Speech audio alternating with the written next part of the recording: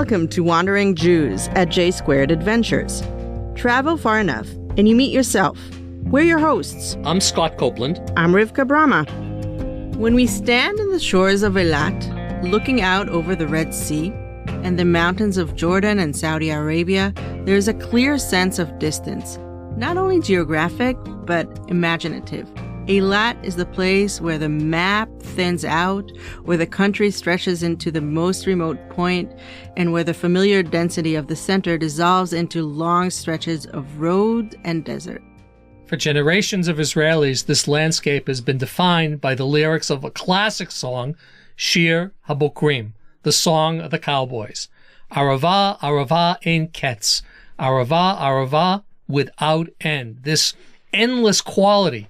It suggests a place where things are not yet set in concrete, maybe also where possibilities for creativity and creation still remain open.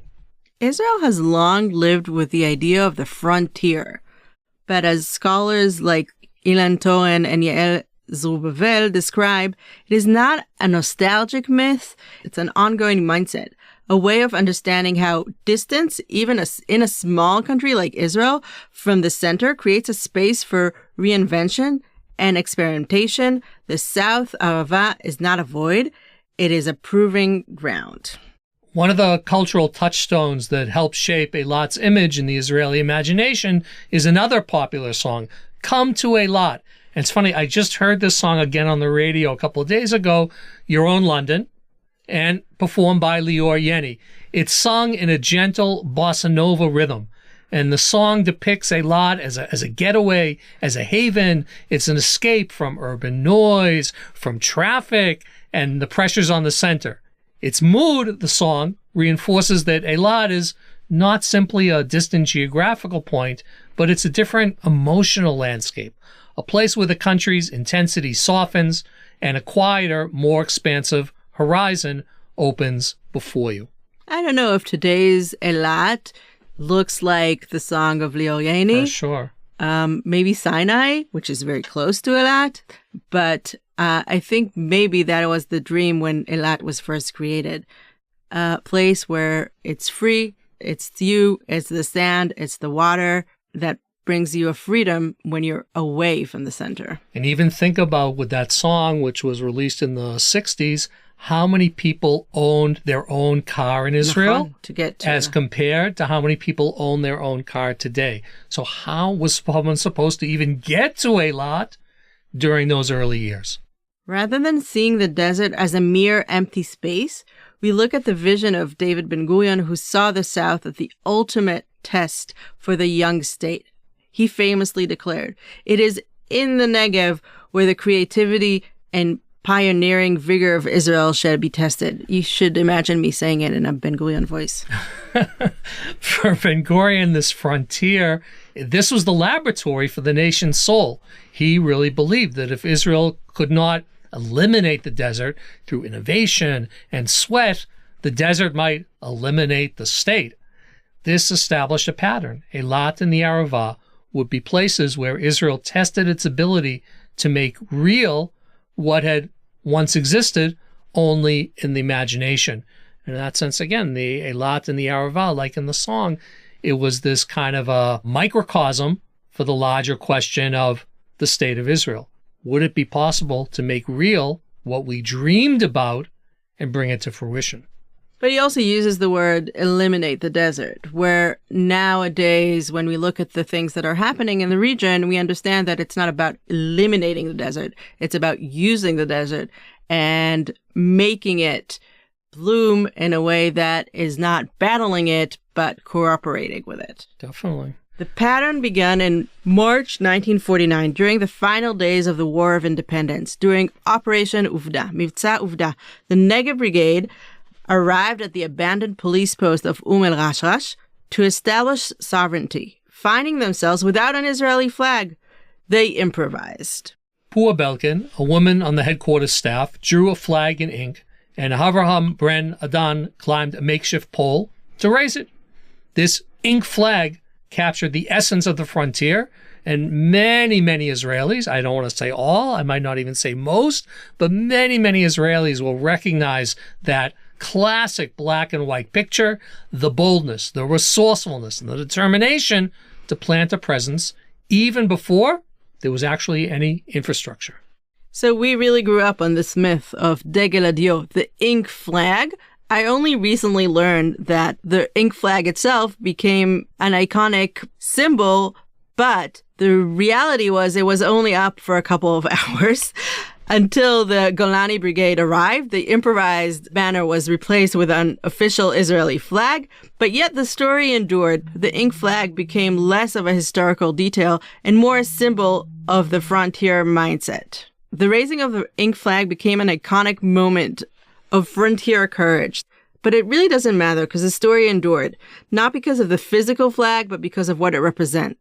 A mythical spirit of entrepreneurship, a place slightly outside of mainstream where improvisation, boldness, and a different set of rules seem to be given life at the edge of the map. Despite its symbolic importance, Eilat remains a city even today, defined by no small measure of isolation. It's connected to the north primarily by Route 90, a road often cited as one of the country's most dangerous due to its length and infrastructure challenges.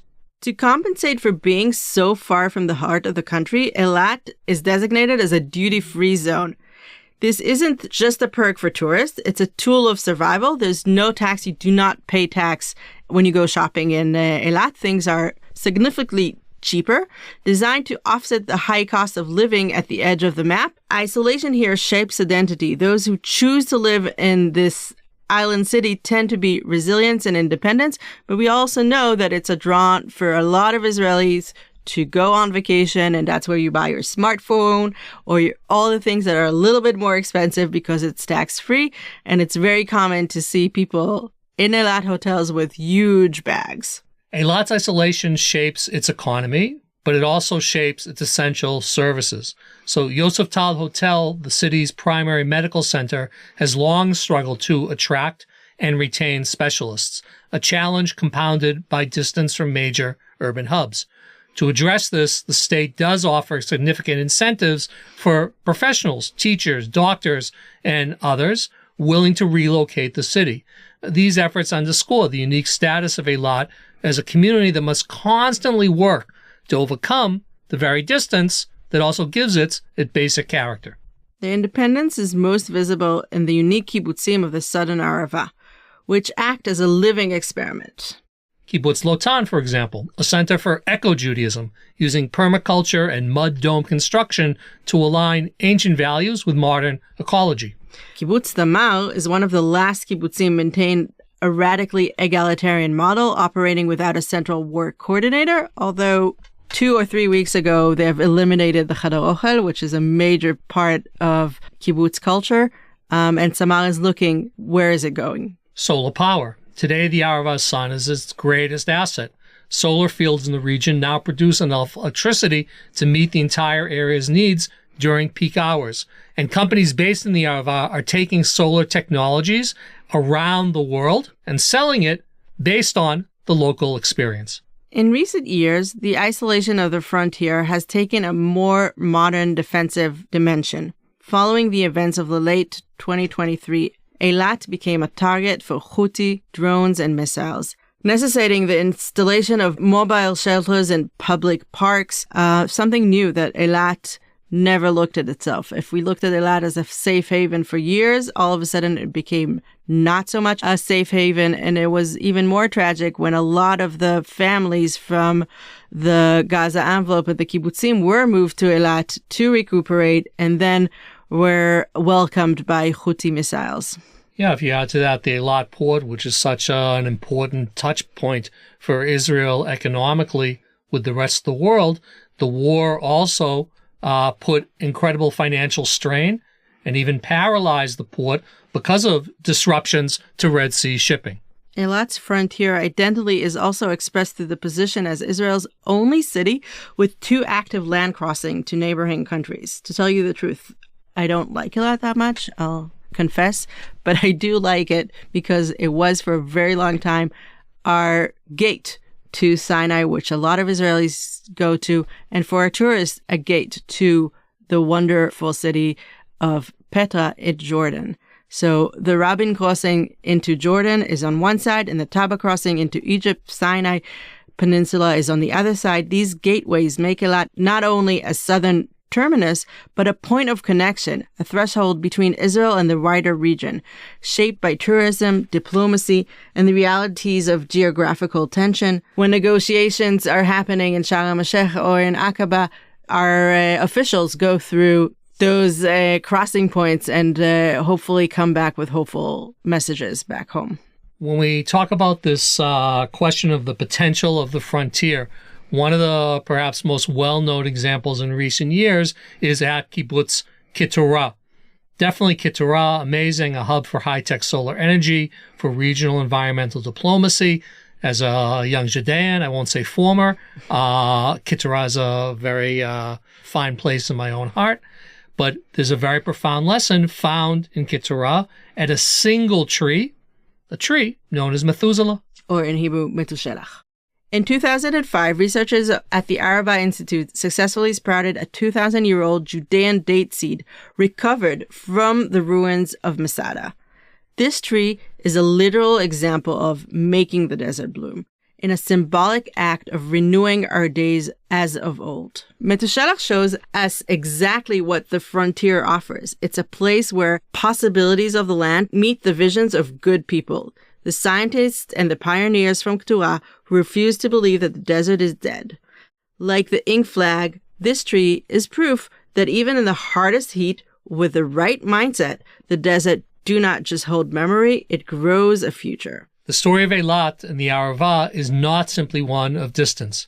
It is a story of creativity and resilience. Here, the frontier is something we inhabit, we tend, and we reimagine. From the endless horizons of the old songs to the ancient seed growing in Keturah's soil, the region remains Israel's greatest lab, a space where identity and imagination meet to shape the promise that we make to the land we inhabit. We are aware that Eilat is full in potential, and not all of that potential has been fulfilled. But we really want to cross our fingers and understand that with new frontiers, there's always challenges.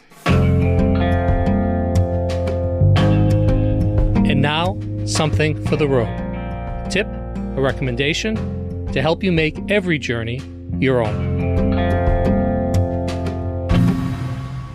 Hi, I'm Hadass Simon Cohen. I'm a project manager for J-Squared Ventures based here in Israel. And while our guides are out on the field, my job is behind the scenes, making the magic happen.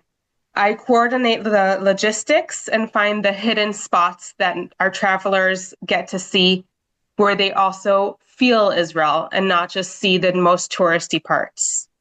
And here's my something for the road. I wanted to share about Neot Smadar. Neot Smadar is an intentional community in the southern Arava that feels like a desert fairy tale. It's a cooperative farm and an art center that was also recently recognized by the UN as a best tourism village. And they have stunning hand-built pink buildings all over that kind of talk with the desert. And they believe in living with the desert and not taking from the desert. They also have an ancient wind tower system that cools the buildings naturally, so no air conditioning. And it's very unique, very interesting to see. And it kind of gives you a sense of how people used to live and in their communities, in the desert, before we had modern technology. Even if you're just driving through, you have to stop by and see their buildings and stop at the Pundak, their little roadside cafe, and taste their organic date ice cream. And they're just a beautiful example of how people can build something sustainable and eco-friendly in the dry wilderness. Another thing that you can find at the Pundak is their organic juices and produce. They have incredible fruit juices. They have a herd of goats that they feed with organic fodder, and they have artisanal cheeses on site. And of course, being organic, they don't use any chemicals. They use natural desert cycles and organic compost that they make themselves. And so you can buy organic olives, apricots, plums, and herbs in their shop, and you can also find them all over Israel. Another place I wanted to mention is Ben Hashitin, because if Neot Madar is the art of the desert, then Ben Hashitin is the flavor. It's a farm in Moshav Chatzeva run by young and passionate farmers, and they've turned the desert into a lush garden. On Fridays, they also have an agricultural market where you can sit right next to the fields, shop for produce, and eat and drink. They have a farm-to-table experience where you can go through the greenhouse and pick their peppers and their cherry tomatoes, eat them, and even have a meal there. And for someone in my role, this magic of connecting a traveler directly to the land through picking their own meal is incredible. One of the things that is so special about this farm is that they use brackish water that they pull from underground, and that actually makes their vegetables taste sweeter. One of the things that you can do there, aside from picking your own vegetables, is you can be a farmer for a day. One of the unique things about this greenhouse is that they don't use chemical sprays either, just like Neot Madar. They use a high-tech pesticide called BioB, and meaning that they use good bugs to eat the bad bugs. And it is a great way to stay sustainable while also keeping the produce pesticide-free. One of the things that they love is connecting the younger generation to the land. And they have a lot of children's groups that come, and it helps children realize that food doesn't come from the supermarkets.